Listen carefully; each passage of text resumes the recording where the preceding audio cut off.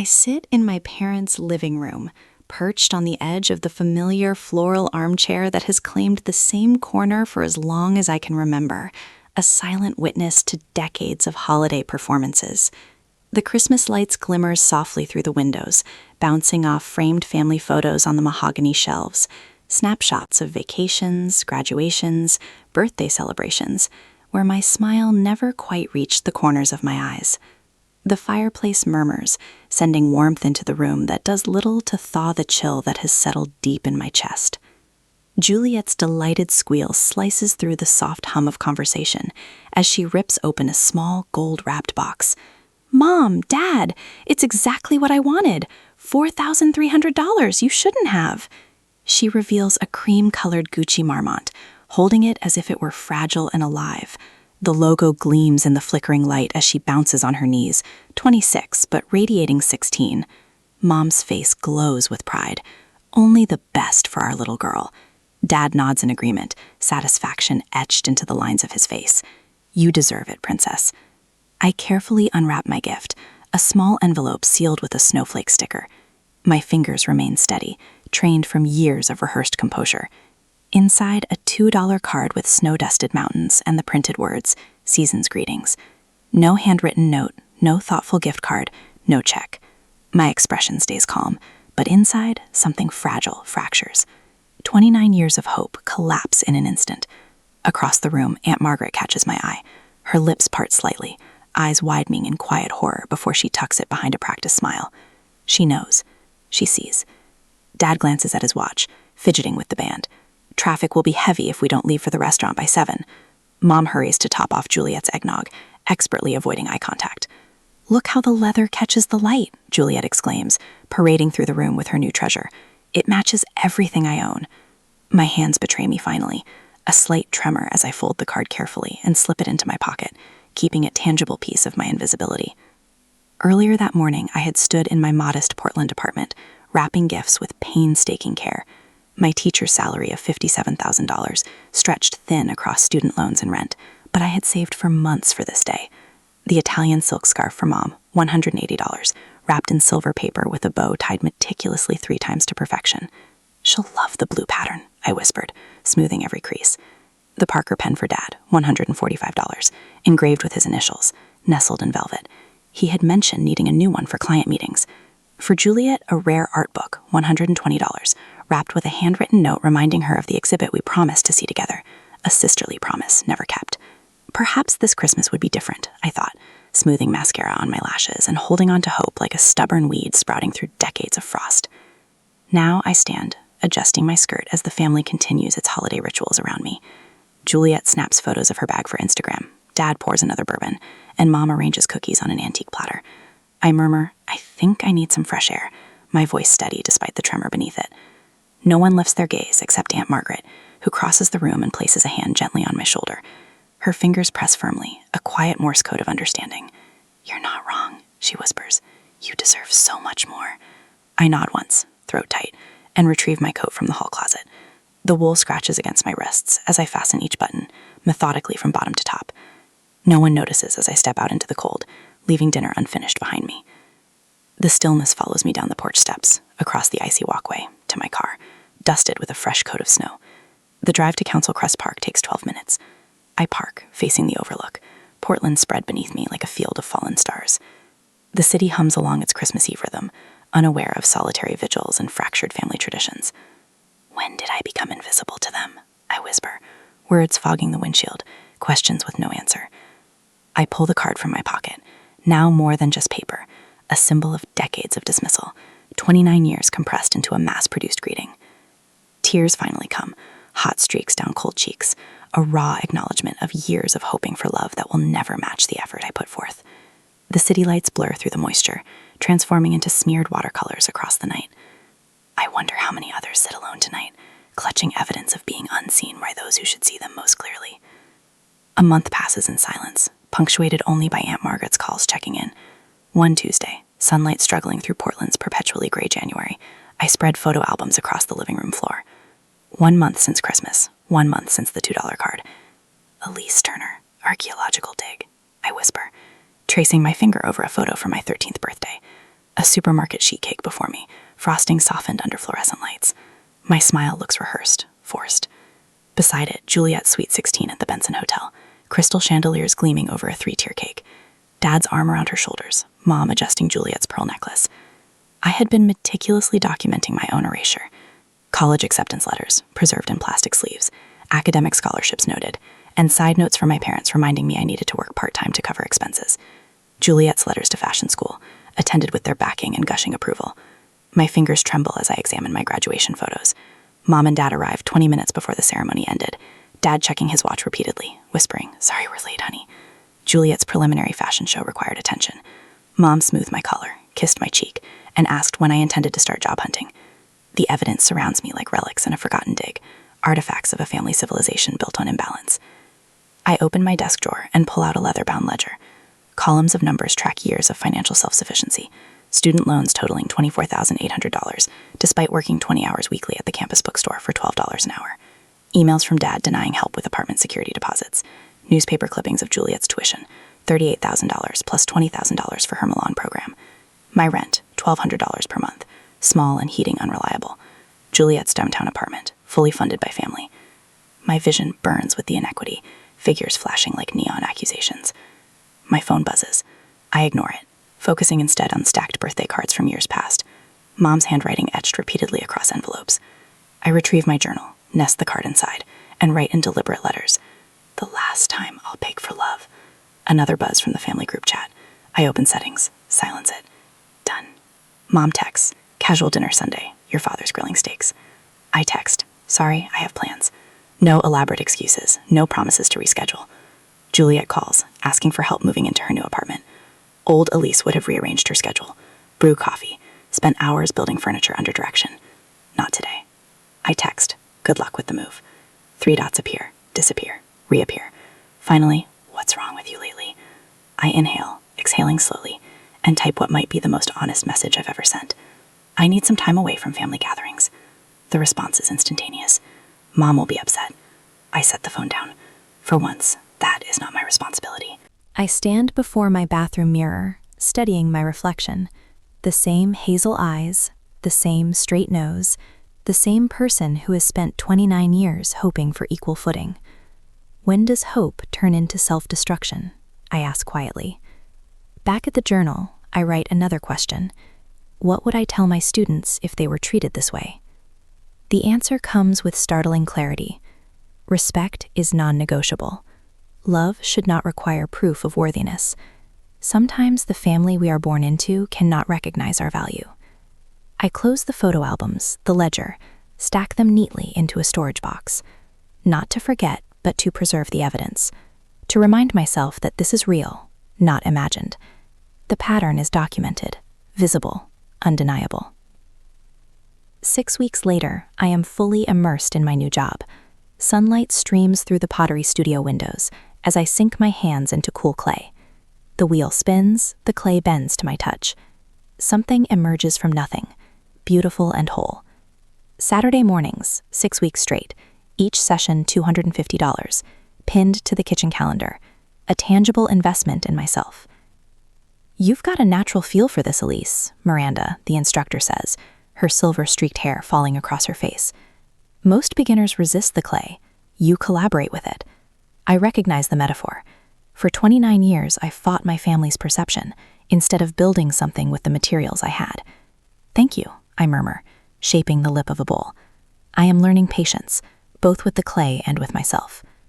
Yesterday's therapy words echo. Your worth is not measured by their recognition. $90 per session. Funds once spent on unappreciated gifts now cultivate my inner landscape. Last night, I removed the last family photo from my living room wall. In its place, 3 prints from a local artist, solitary trees standing resilient against stormy skies. My bookshelf now holds volumes I chose, not the classics my father deemed essential. My phone buzzes. Mother. A weekly attempt to restore full dynamics. "Elise, dear, I was thinking you could host Easter dinner this year. Juliet is busy, and you could showcase your cooking." The ellipsis carries her silent judgment. 3 months ago, I would have agreed, desperate to prove my worth through perfect deviled eggs. Today, I set down my clay-covered hands and type simply, "I'm not available to host Easter this year. Prior commitments." No explanation, no apology. Only a boundary, firm as the line between wet clay and dry table. Very nice, Miranda says, nodding at my bowl. You're center. I am in more ways than one. Monday morning brings unexpected affirmation. Principal Harrington summons me, sliding my teacher evaluation across his desk. This is exceptional work, Elise. Student responses to your creative writing unit are remarkable. Engagement numbers unprecedented. I scan comments. One strikes me. Miss Turner, writing our life stories from different perspectives changed how I see myself, being the hero instead of the victim. The words settle warmly in my chest. All those years of feeling invisible, and now I help others see themselves. There's more, Principal Harrington adds. We need someone to lead the summer writing program. Your independent spirit is exactly what we need. Stipend included. Independent, a word once wielded to justify neglect, now carries respect. I straighten my shoulders. I'd be honored. That afternoon, I receive an email inviting me to present at a regional education conference. My finger hovers over the delete button, my first instinct to assume it's been sent to me by mistake. Then I remember Dr. Williams' words, assume you deserve good things until proven otherwise. I click accept instead. Later that evening, I open my banking app and transfer $500 into the account labeled Home Down Payment, the first deposit of many. A home that will truly be mine, not a space I occupy at the edges of someone else's life. The phone rings at midnight. Juliet's sobbing voice fills my ear before I can even say hello. He broke up with me, Elise. I can't believe it. Derek just walked out after dinner. I need you to come over. I can't be alone right now. The old Elise would have jumped from bed, thrown on clothes, and driven across town at unsafe speeds to comfort her sister. The woman I'm becoming takes a breath. I'm so sorry that happened, Juliet. I can talk tomorrow during my lunch break. What? I need you now. This is serious. I understand you're hurting. I'm available at noon tomorrow. My time matters too. The shocked silence stretches between us, a new territory neither of us has mapped before. I guess I could wait until tomorrow, Juliet finally whispers. Then something I've never heard from her before. I'm sorry, Elise. I didn't think about what time it was. After we hang up, I lie awake, half expecting the follow-up call from Mother, outraged at my selfishness. It comes at 1:07 p.m., her angry voice filling my voicemail with familiar accusations. I delete it without listening to the end. In weeks to come, my support network expands like ripples in still water. Robert, the history teacher whose classroom sits across from mine, stops by my desk after the final bell. I was wondering if you'd like to have dinner Friday, he says, his hands fidgeting with a paperclip. Just as friends, but I've always admired your students. Aunt Margaret arrives for a weekend visit, unfolding grandmother's quilt across my bed with reverent hands. She always saw your light, Elise, even when others didn't, Margaret says, smoothing the faded fabric. She left this specifically for you, because she knew you'd appreciate its story. My pottery classmates organize a hiking trip to Mount Hood. My therapist notes how my posture has changed, opening like a flower turning toward sun. At a staff meeting, when the athletic director dismisses my suggestion about incorporating creative writing into physical education, my colleague Sandra speaks up. Elise has been saying this for years. The research supports her approach. The family group text pings with cousin Caleb's wedding announcement for June. Everyone responds with enthusiastic acceptance. I type simply, I'll attend, but I'll drive separately. Mother's private text arrives within minutes. Why are you being difficult? I consider a dozen responses before settling on truth without malice. Setting healthy boundaries isn't being difficult. In my calendar, I created the entry, wedding. 2 hours maximum. Bring Robert? We've been dating for a while. The balcony garden I've started flourishes with herbs and native wildflowers. As evening light filters through the leaves, I sit with my journal open on my lap. The pages contain fewer questions now, more declarations. Today I write, growth requires both distance and nourishment.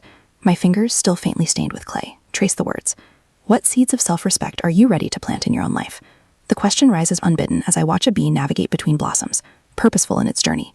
The answer blooms within me, stronger than any doubt could overwhelm, ones that will finally allow me to thrive.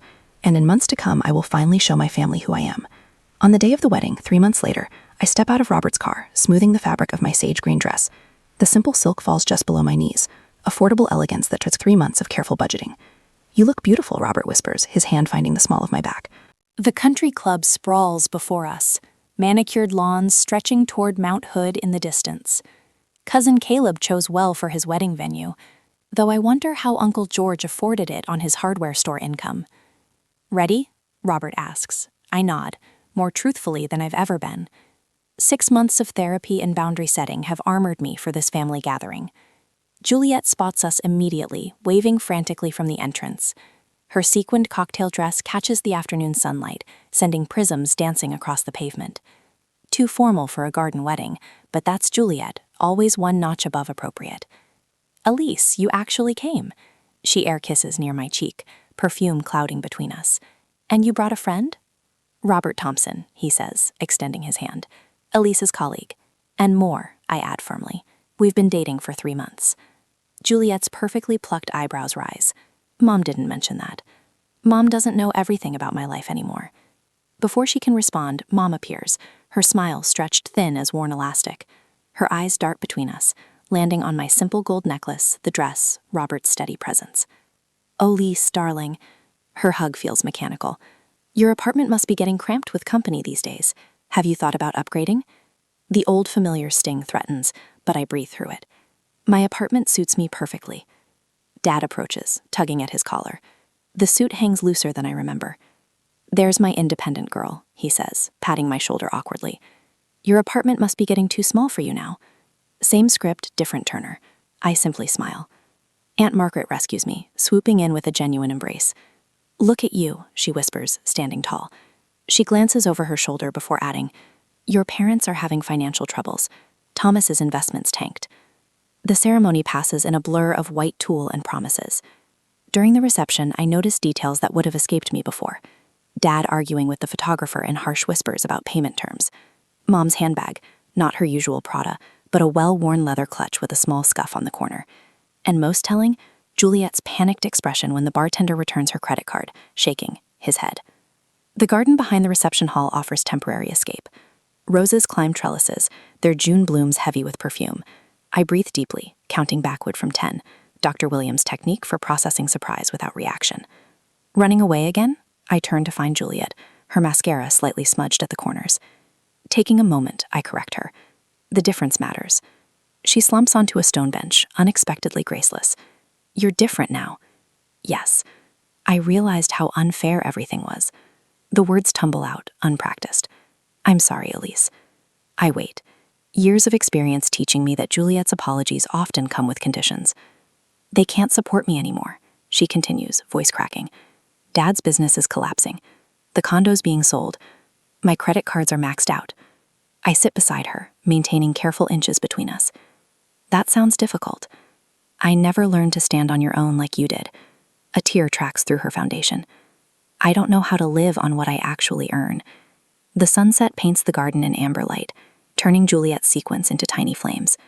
We sit in silence, the first comfortable quiet between us since childhood. Back inside, Dad corners me near the cake table. "You've always been good with finances," he begins, voice unusually hesitant. "Teachers have excellent retirement planning skills." I sip my champagne, waiting. "We might need some advice. Family helping family, you know?" Before I can respond, relatives swarm around us. "Elise, heard you got department head," Uncle George booms. "Always knew you'd be successful." Mom appears at my elbow. "Elise was always our practical one," she says, her fingers nervously twisting her wedding band. So responsible. Across the room, Robert chats with his sister, who drove up from Salem. "She's the most respected teacher at her school," I overhear him say, pride warming his voice. Juliet approaches, subdued. "Do you know about affordable apartments in Portland? Maybe with roommates?" The irony isn't lost on me. After years of invisibility, suddenly everyone sees me, not for who I am, but for what I might provide. When Dad mentions temporary family assistance later, I maintain polite distance without cruelty. "I'm not in a position to help financially," I tell him directly. "My budget is carefully balanced with my own needs." To Juliet, I offer what she actually needs. Start with a budget and roommates. It's how I survived my first 3 years teaching. Two. Mom attempts guilt, her specialty. "We always supported you. Emotionally or financially?" I ask quietly. Her silence answers more truthfully than words could. At 9, I find Robert by the bar. "Ready to leave?" I ask. The relief in his eyes mirrors my own. "Whenever you are." We slip away during the bouquet toss, driving toward Cannon Beach rather than returning to Portland. The night air carries salt and freedom as we walk barefoot along the shoreline, shoes dangling from our fingers. "You handled that beautifully," Robert says. I watch the moonlight ripple across the Pacific. Sometimes the greatest gift is seeing clearly. The waves crash and retreat, a rhythm older than family patterns. I wonder how many others have found strength in walking away from expectations that never served them, choosing instead the uncertain path of self-respect. The ocean doesn't answer, but somehow I no longer need it to. A week after the wedding, I arrived at my parents' house exactly at 6, parking my Honda next to Dad's Lexus that now shows patches of rust around the wheel wells. 2 hours. That's all I've allocated for this important family discussion. My watch timer is already set. The front porch light flickers weakly as I approach. No Christmas wreath adorns the door this June evening, but the familiar weight of expectation hangs heavy in the spring air. I knock instead of using my key. Mom answers, her smile too bright, her hug too tight. "Elise, you look wonderful. That promotion agrees with you." I step into the living room where the furniture seems oddly rearranged. The Italian leather sectional has vanished, replaced by a generic beige sofa. Family photos still line the walls, but the expensive crystal vase that normally dominates the coffee table is missing. Dad rises from his armchair, his shoulders slightly stooped. "Punctual as always, Elise. I have a morning staff meeting tomorrow," I explain. "I can stay until 8. Juliet sits in the corner armchair, her fingers twisting in her lap. She offers a small wave but remains unusually quiet. Mom bustles in with a tray of coffee cups. "I made your favorite lemon cookies. Family needs to stick together during challenging times." Dad begins without preamble. He paces before the fireplace where no fire burns despite the evening chill. The Turner name has always stood for something in this community. Mom sits beside me, her hand reaching for mine. "We've always been so proud of you, Elise. Your independence, your determination, that teaching award.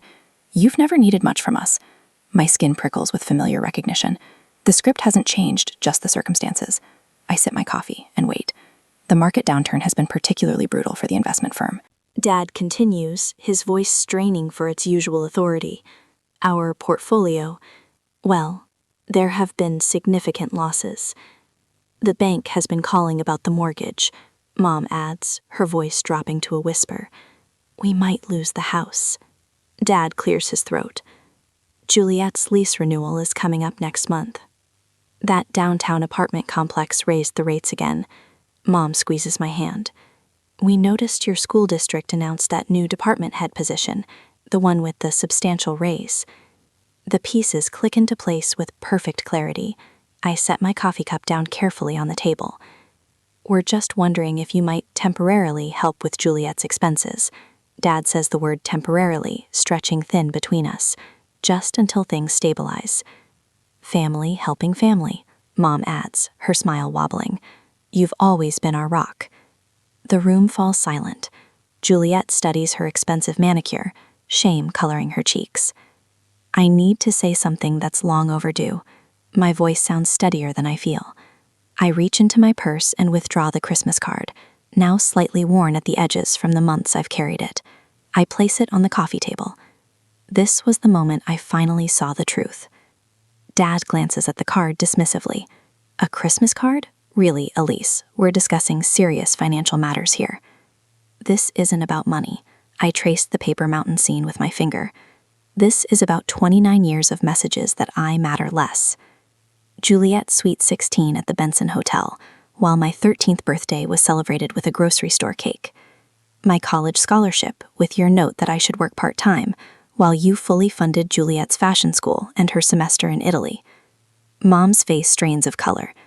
"We never meant—" "I don't believe you did it consciously," I continue, "but it happened consistently, every birthday, every Christmas, every milestone." "That's ridiculous," Dad's face flushes with indignation. "We gave you everything you needed." "But never what she wanted," Juliet says suddenly. All eyes turn to her. She's right. We've always treated her as less important. I've watched it my whole life and benefited from it. Dad's mouth opens, then closes. The foundation of family mythology cracks visibly before my eyes. "This isn't about punishing anyone," I say. "But if we want a relationship moving forward, it starts with respect and equality." "So you won't help your sister?" Mom's tears spill freely now, genuine rather than strategic. "I'm not saying that. I'm saying I won't be the family's financial solution while the pattern continues. I won't fund Juliet's luxury apartment when I've struggled to afford my own place. I won't contribute to a dynamic where I give everything and receive nothing. After all we've done for you," Dad's voice rises sharply, revealing his true expectations. "This is how you repay us?" "I'm offering something better than money," I reply, my voice level. "I'm offering honesty. I'm offering the chance for a relationship built on mutual respect rather than obligation." "She doesn't owe us," Juliet says quietly. "None of this is her responsibility." The silence that follows feels like the first honest moment we've shared in decades. I stand, smoothing my skirt. I need acknowledgement of what's happened. I need my boundaries respected. I'm willing to help Juliet find an affordable apartment, create a budget, apply for jobs, but I won't sacrifice my financial security or self-respect. Mom's shoulders shake with silent sobs. Dad stares out the window, his back rigid with pride. Think about what I've said. I gather my purse. I'll let myself out. The night air feels cleansing as I walk to my car. Stars pierce the darkness overhead, witnesses to a truth finally spoken.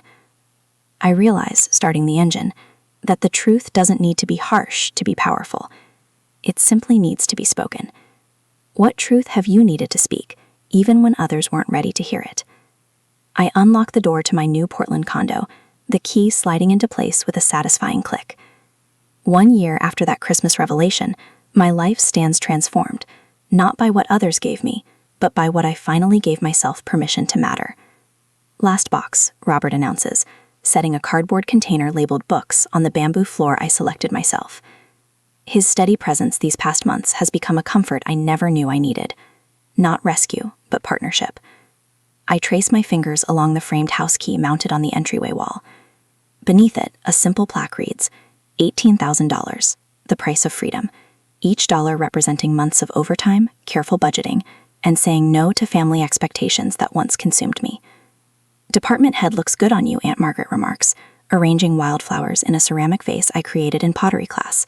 She touches my shoulder, her eyes crinkling with pride. You built this life, brick by brick, Elise.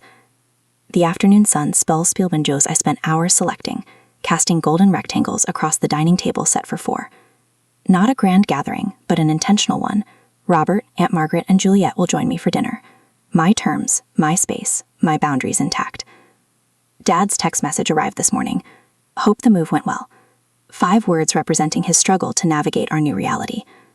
Mom calls weekly now, her conversation careful but increasingly genuine. Small steps toward what might someday become authentic connection. Juliet arrives, carrying a houseplant and a bottle of mid-priced wine. Her designer bags have disappeared, replaced by sensible work attire from her first real job. The apartment hunt is going well, she says, helping me arrange plates on the table. My roommate works in accounting.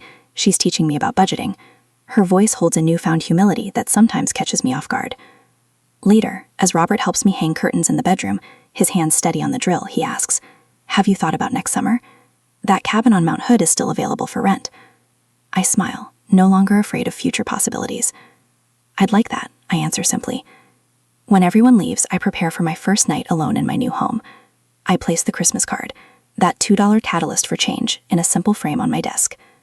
What once symbolized invisibility now represents strength discovered through pain.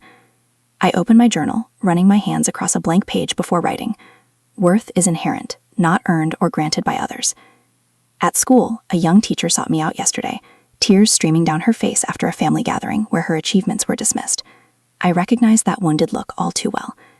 "Your boundaries aren't selfish," I told her, offering tissues and the validation I once desperately needed myself. My savings account grows steadily, now labeled Future Dreams instead of Emergency Fund. The local pottery studio called yesterday about displaying my pieces next month. From my small balcony, I watch the Portland sunset paint the sky in watercolor hues. 1 year ago, I sat in my car, sobbing over a meaningless card. Tonight, I stand surrounded by a life built on my own terms.